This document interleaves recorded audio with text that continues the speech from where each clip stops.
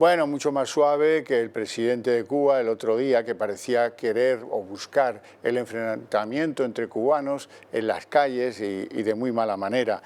Como es el responsable diplomático, pues es más suave en las formas, aunque en el fondo no cambia nada. ¿Y en España dónde está el debate? En España tenemos un gobierno que es incapaz de llamar a las cosas por su nombre, un gobierno que dice que, como dice el presidente, dice, no hombre, no es una democracia, no lo es, eso está claro. Entonces, ¿qué es? Si no es una democracia, será una dictadura. ¡Uy! Impronunciable. Ese nombre asociado a Cuba es tabú para este gobierno, luego se lo contaré con más detalle. Y tampoco se puede, atención, hablar de represión. Ese es el motivo central por el que hemos invitado, para tener aquí pues un tete-a-tete, a don César Leante González. Muy buenas tardes. Buenas tardes. Que es exiliado político cubano en España desde hace ¿cuántos años? 32 años. 32 años. Y que además de ejercer como opositor del régimen castrista, tiene una editorial que se llama Pliegos. Aquí tienen algunos de los volúmenes que a lo largo de los años acreditan un trabajo espléndido en un territorio muy difícil en Europa y desde luego en España, que es desenmascarar la dictadura de los Castro, ahora ya no tanto de los Castro, pero la misma dictadura. ¿Qué te sorprende a ti de la visión que en algunos países de Europa, especialmente en España, tienen de esa Cuba idealizada, revolucionaria, etcétera, etcétera? Bueno, debo decir que la actitud de este gobierno es una actitud cobarde, miserable, porque en primer lugar un presidente del gobierno que dice que Cuba no es una dictadura, ¿cómo va a decirlo si hay un partido único gobernando desde hace más de 60 años? Es una tiranía cruel y sanguinaria.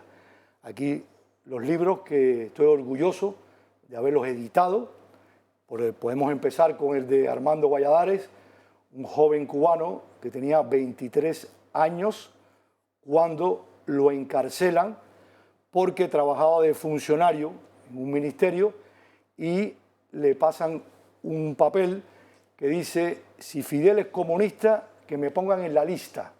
Entonces dice Valladares, no, si Fidel es comunista, a mí no me pongan en la lista.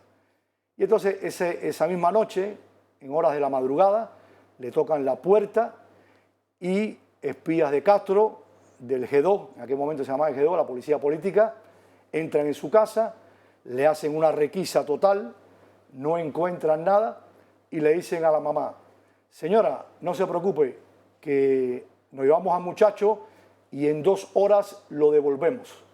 Pues esas 2 horas se convirtieron en 22 años. Tuvo 22 años en las prisiones políticas de Castro. Y lo que narra en el libro es, diríamos, esencial para juzgar al ya fallecido sátrapa por genocidio contra el pueblo de Cuba.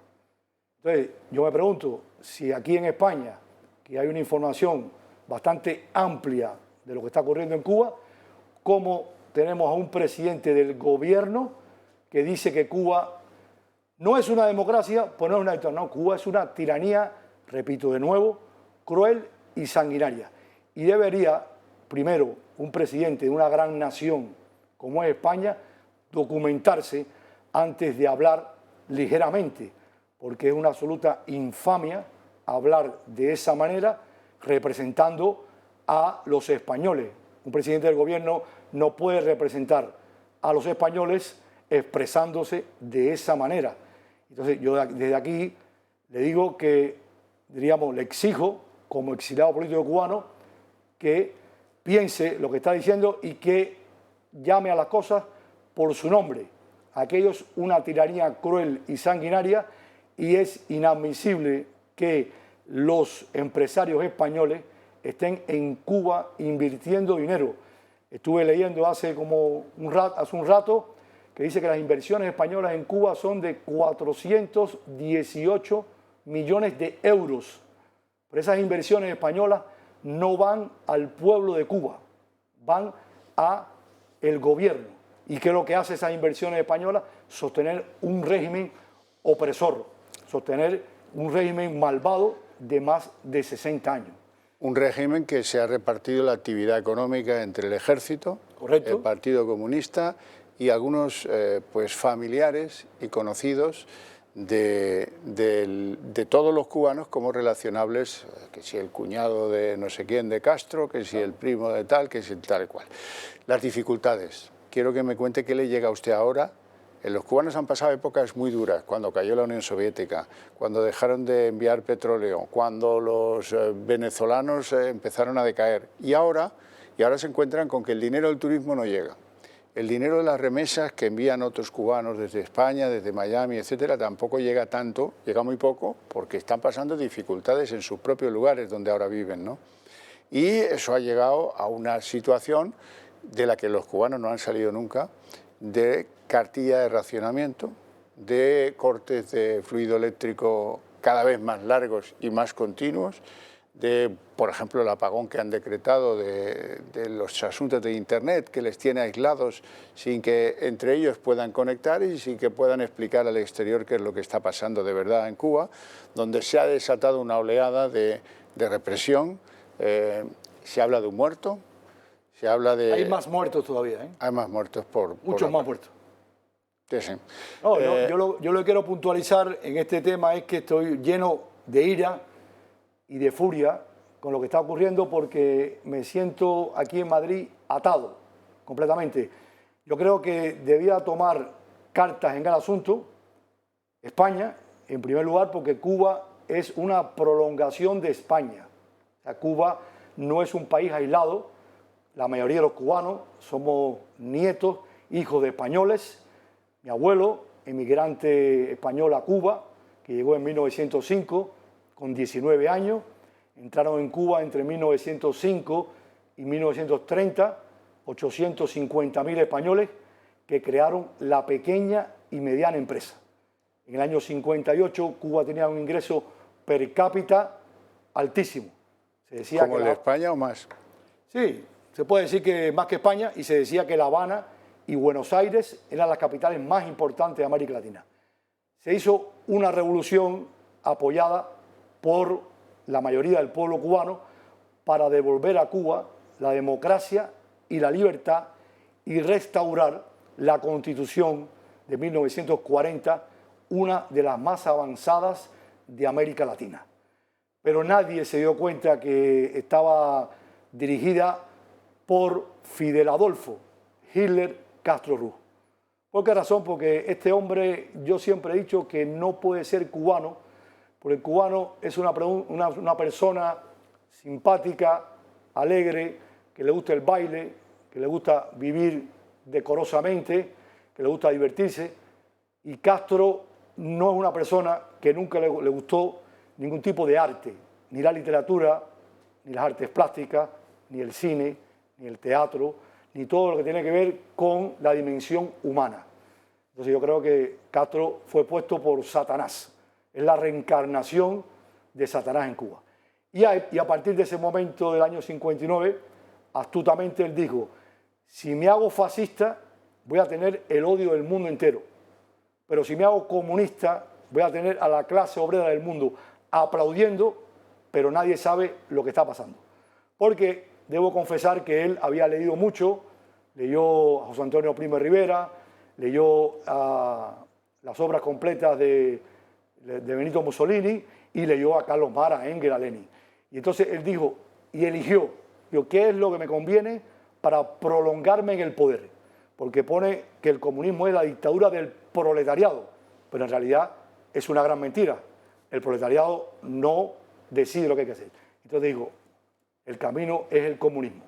Rompió con los Estados Unidos de América, nacionalizó todas las empresas norteamericanas y fue avanzando hasta terminar con quitar unos pequeños carritos que iban los cubanos vendiendo las ostras, que son muy buenas, que vienen de Galicia, que él inclusive cuando era joven, el joven Fidel Castro en la Universidad de La Habana las comía, ahí cerca de la Universidad de La Habana, y ahí lo quitó todo, o sea, nacionalizó todo. ¿Pero por qué? Porque él sabía perfectamente que si la economía está en manos del Estado, como decía Luis XIV, el Estado soy yo. Entonces él quiso hacerse con el poder completo y destruyó completamente la economía.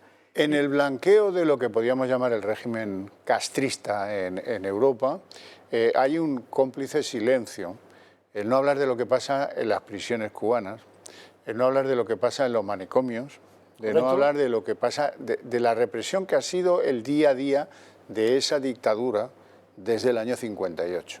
59, enero de 59. Hay un dato curioso de un hombre que fue un gran dramaturgo cubano, se llamaba René Ariza. Este hombre estuvo encarcelado desde el año 72 al año 79. Entonces, como siempre, que ya era un método de la KGB soviética, copiado de Stalin y copiado del comunismo soviético, este hombre lo metían en hospitales, le daban electroshock, inclusive le decían, usted está loco. Y yo, ¿cómo voy a estar loco? ¿Por qué voy a estar loco?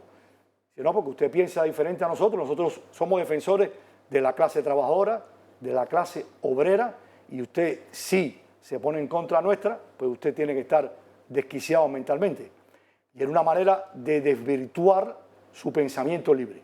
Pues este hombre lo lograron sacar del país a base de muchas gestiones en el año 79, porque se hizo un escándalo internacional para que él lograra salir de Cuba, y salió de Cuba completamente, indiscutiblemente enloquecido. Y vivió en los Estados Unidos, vivió en Los Ángeles, vivió en Miami, y escribió un artículo estupendo, excelente, que describe el poder que tuvo Castro en su momento, que se llama La Sospecha.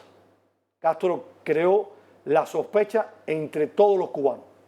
Entonces, un cubano desconfía de otro cubano, el otro cubano desconfía de otro cubano, y así, y así, así. Entonces nadie es capaz de decir lo que piensa. ¿Por qué? Porque Castro convirtió a Cuba en una sociedad orwelliana, ¿no?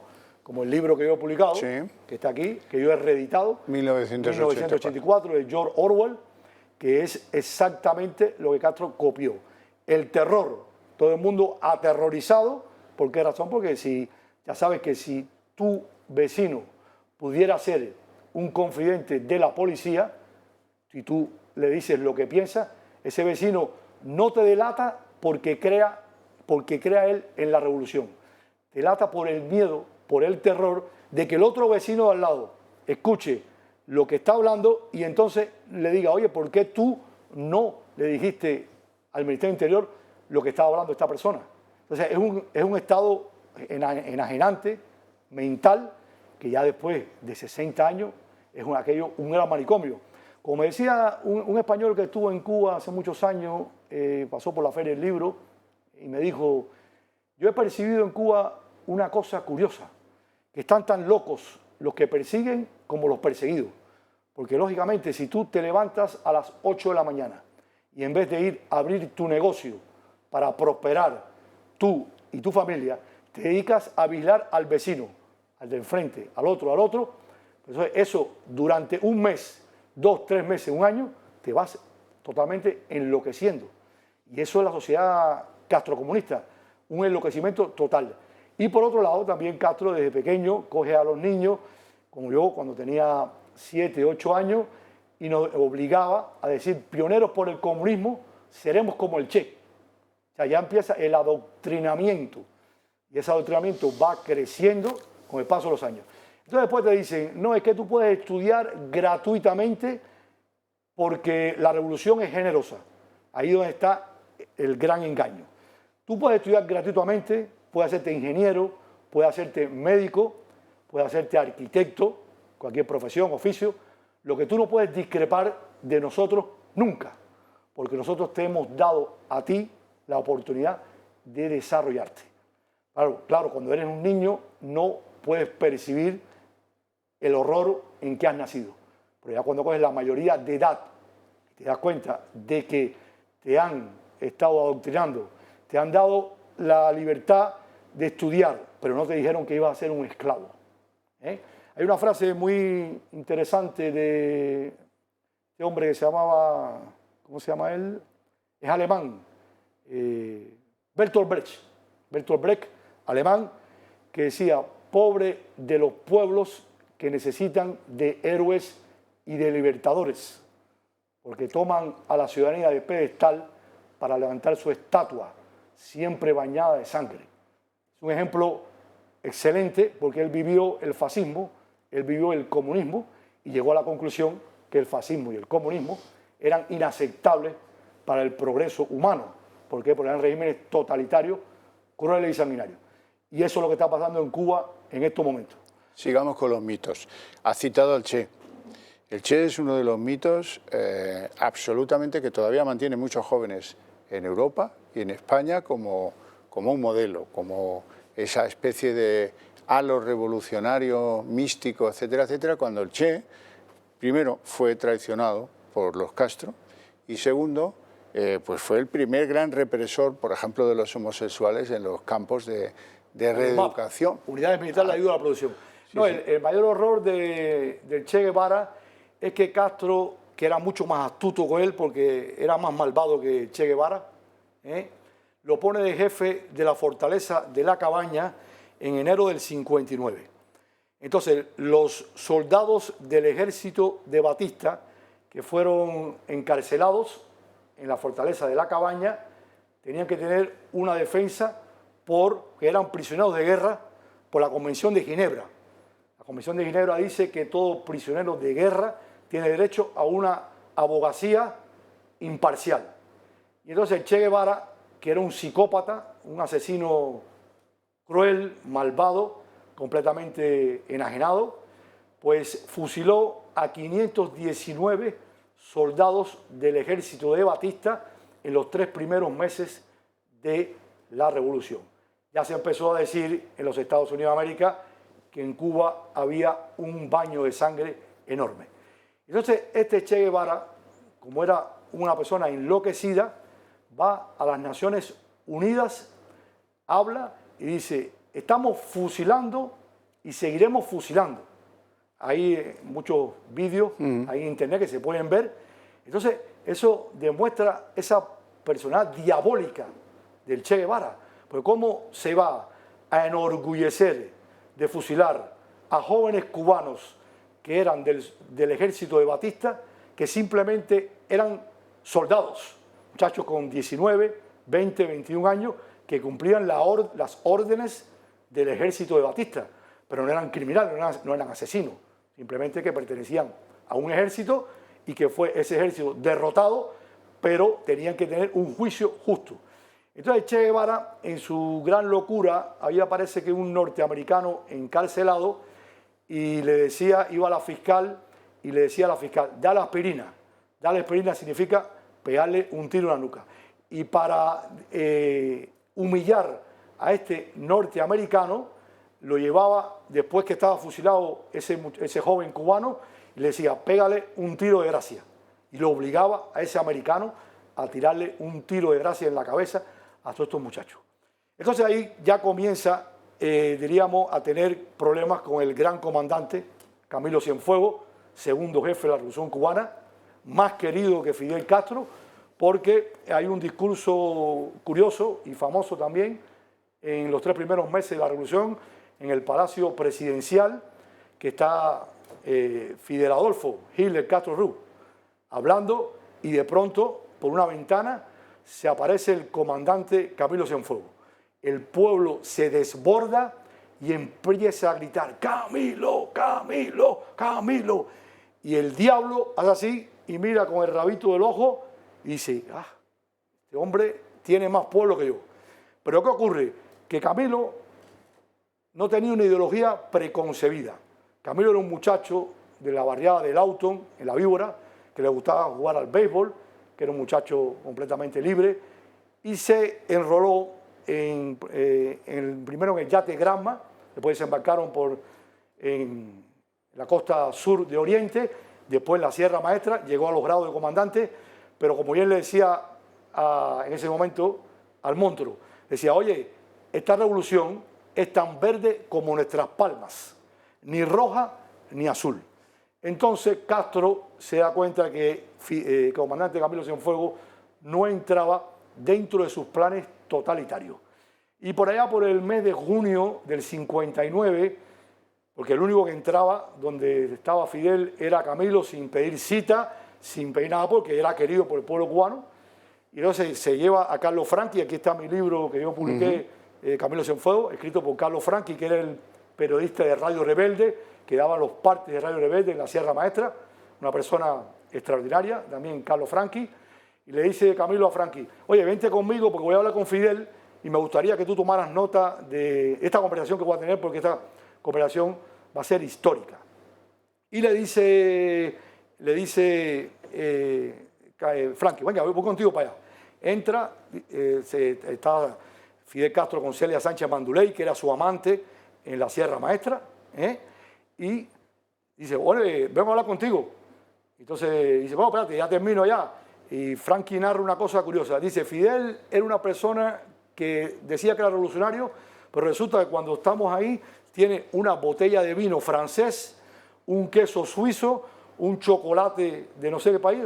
Entonces Franqui le anota a Camilo y le dice, mira, este es un revolucionario, pero le gustan las cosas buenas, le gusta el lujo. Y a Camilo le dice, sí, ya yo lo sabía que le gustaba el lujo, a pesar de esa aureola que tiene él de revolucionario. Y entonces le dice Camilo, oye, hay una infiltración comunista en la revolución y no hemos hecho una revolución para convertir este país en un país comunista. Entonces dice Franqui que Fidel da un paso hacia atrás y le dice, lo señala con el dedo a Camilo y le dice, Camilo, tú nunca cambias. Y dice Franqui que esa fue la última vez que se vieron. Ya después vino la detención del comandante Huber Matos, porque Huber Matos en el mes de julio del 59 le redacta una carta a Castro y le dice, oye, lo mismo que Camilo, hay una infiltración comunista en la revolución y yo renuncio a mi grado de comandante y renuncio a todo. Y ya, entonces viene Castro y dice, bueno, si el comandante Huber Matos renuncia, significa que ya es mi enemigo. Lo manda a Camagüey para que dirija ahí en Camagüey y en el mes de finales de agosto, septiembre, pues le dice a Camilo que hay una revuelta en Camagüey y que vaya a encarcelar al comandante Huber Matos. El plan que tenía él ideado en la cabeza es que la gente de Huber Matos le disparara a Camilo, se formara una balacera y se mataran entre ellos. Como Camilo era amigo del comandante Huber Matos, pues cuando llega allí a Camagüey, al cuartel donde está el comandante Huber Matos, le dice Huber Matos, bueno, tú y yo nos conocemos, tú sabes perfectamente que aquí no hay una revuelta, pero tú sabes que yo no soy comunista y que no voy a aceptar que esta revolución camine hacia el comunismo. Entonces regresa para La Habana y le dice a Fidel, oye, está hablando con el comandante Huber Matos, aquí no ha pasado absolutamente nada. Pero parece que Fidel empieza a sospechar que ya hay una confabulación entre Camilo Cienfuegos y Huber Matos. Y entonces acusa a Huber Matos de traición a la revolución, de todos los improperios que él se acostumbra a acusar cuando alguien piensa diferente. Y el 28 de octubre de 1959 está Camilo allí en el cuartel y vuelve a llamar para La Habana. Hay unas imágenes muy buenas ahí de Camilo en internet, en YouTube, donde se ve hablando Camilo con él y le dice, oye, estoy aquí con el comandante Huber Matos y aquí no está pasando absolutamente nada. Y dice, bueno, vente para acá. Y entonces coge el avión Cessna con su ayudante a las 6 de la tarde, hora de Camagüey, y se eleva. Y entonces yo ahora tengo que hablar por lo que yo he visto de compañeros de Camilo.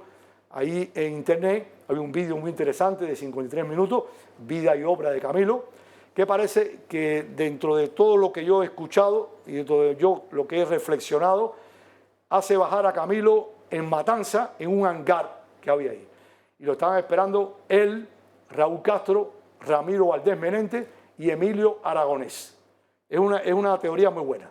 Entonces dice que se baja Camilo y Fidel le dice, oye Camilo, el pueblo te condena. Y dice, oye, tú estás loco, que el pueblo me está condenando. Y nada, sí, el pueblo te condena, tú estás lesionado al pueblo. De pronto se oye una ráfaga de ametralladora y parece que ahí mismo mataron a Camilo. Porque ese día, a las 6 de la tarde, en Cuba, del 28 de octubre de 1959, no había ninguna ventolera, no había ningún huracán, no había absolutamente nada. Y es imposible que yo me crea y que el pueblo de Cuba se crea que se desapareció el avión, se desapareció la caja negra y se desapareció todo.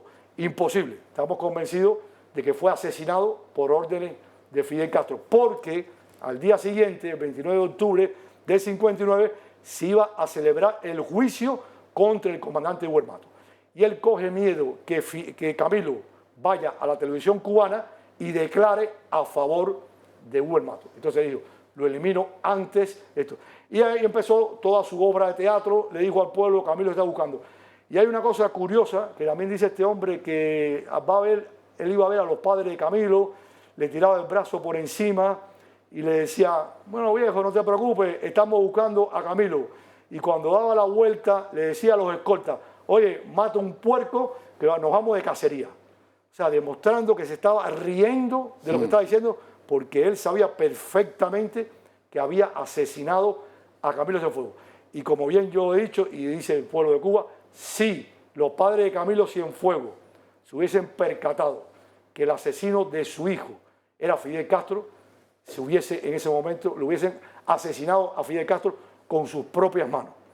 No sabía que el asesino de su hijo era... Eso demuestra su personalidad diabólica, porque Camilo Cienfuegos era una persona que lo que quería era el bien para Cuba, pero Castro no quería el bien para Cuba. Castro quería el poder totalitario y eligió el comunismo porque sabía perfectamente que eso lo eternizaría en el poder. Y ahora, después de 60 años y tal. Ahora, cuando a mí me preguntan, ¿cómo se ha sostenido aquello durante tantos años? Bien, él creó desde el principio de la revolución una red de espionaje que era por edificio, los comités de defensa de la revolución. Esos comités de defensa de la revolución significa que el presidente de la comunidad le informa a la policía política lo que hacen los vecinos las 24 horas del día. Él no es idea de él. Eso viene de la época de Robespierre y Danton con los famosos culottes, que era lo mismo que hacía Robespierre y Danton, que él lo copió de eso. Yo después de haber leído, haber profundizado, lo saco de ahí. Pero fue un ingenio de él estupendo, porque era vigilar a los vecinos calle por calle. Sí, sí. Y entonces así creó un tejido de control de todo el mundo.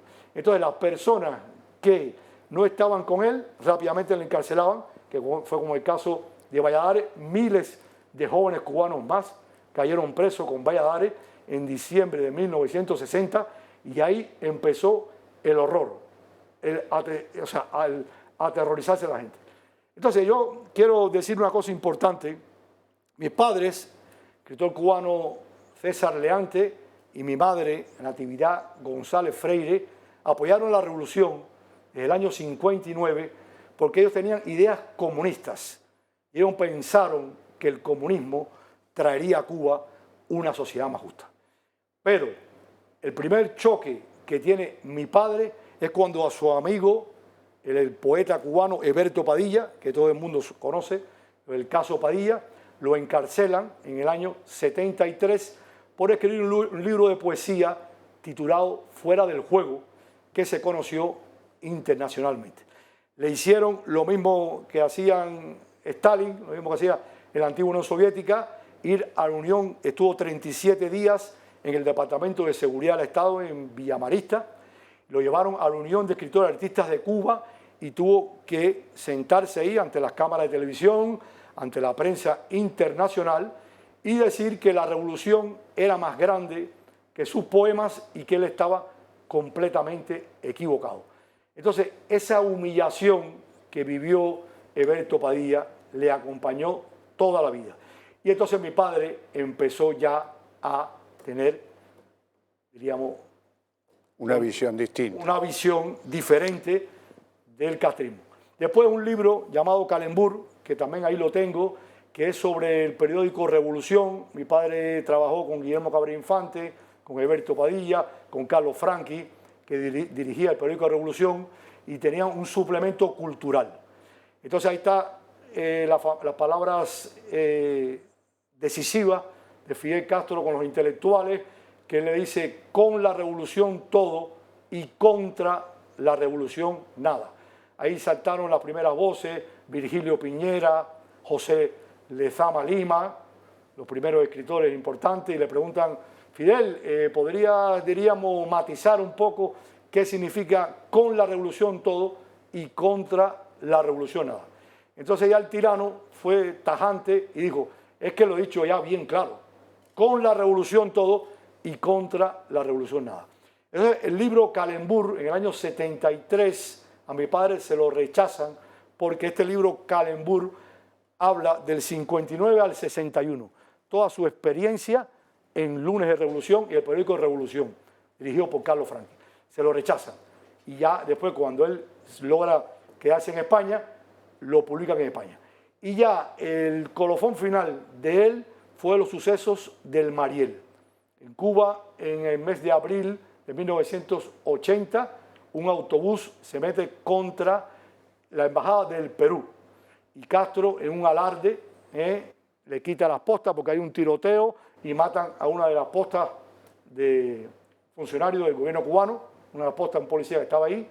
Entonces Castro quita todas las postas completamente y dice que si el que se meta en la embajada del Perú podrá irse del país.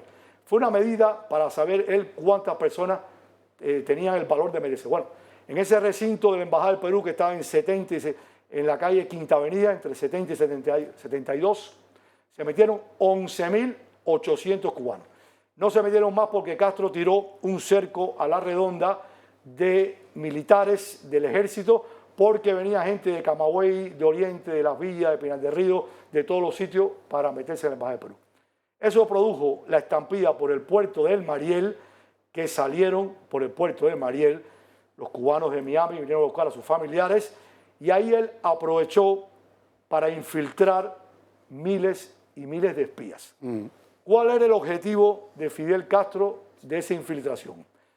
Que cuando llegaran a Miami tenían la orden de robar, de asesinar, de matar, de hacer actos vandálicos, fechorías para desprestigiar al exilio cubano. Para decir que el exilio cubano, que los que se iban de Cuba, porque después vino el discurso de él de 26 de julio del 80, cuando dice que se vaya la escoria, que se vayan los que viven de nuestro sudor, no los queremos, no los necesitamos. Pero anteriormente él tuvo una entrevista con la prensa internacional y la agregada cultural de la Embajada del Perú en La Habana le pregunta, señor Fidel Castro, si usted dice que todos los que se van de Cuba son delincuentes, asesinos, y se han ido de Cuba 125.000 cubanos, ¿qué hizo la revolución? O sea, en Cuba había 125.000 asesinos, delincuentes. Castro evadió la pregunta porque no tenía respuesta e hizo facto a las 24 horas. Esa diplomática fue expulsada de Cuba. César, muchísimas gracias por esta aproximación. Sobre todo, muchísimas gracias por haber tratado a través de la editorial Pliegos. ¿Correcto? De hacer una ordenada, rigurosa y seria manifestación de lo que son las mentiras que han corrido tantos y tantos años en Europa y en otros países no europeos también. Te lo agradezco de verdad, te agradezco tu presencia aquí, te deseo una feliz tarde, iremos hablando a ver qué acaba pasando en Cuba. Nos vamos a publicidad.